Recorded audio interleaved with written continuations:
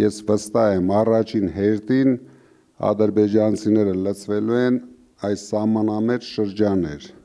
Դուք գիտեք, որ Ադրբեջանում չկա բնություն։ Ադրբեջանի ամենալավ բնությունը դա մեր թողած Շահումյանի շրջաններ, հիմա արդեն Արցախը նվիրեցինք իրենց եւ Արցվաշենն է։ Մնացածը լրիվ անիմաստ բնություն ունեցող երկիր է, քար ու քռա։ Դրա համար իրենց աչքը անպայման լինելու է մեր այն ամենասիրուն տարածքների վրա, ինչի համար մենք պայքարելու ենք, ոչ մի 300,000 ադրբեջանցի չենք թողելու մտնեն Հայաստան, մենք ցույց տվեցինք դրա անելու ձևը, մենք հենց առաջի օրը օրենք ենք ընդունելու,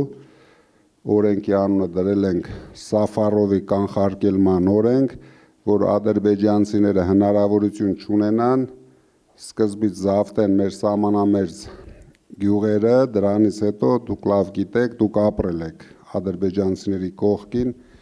շատ արագ բազմանալով երկրի ներսում, հենց ունեցան քանակային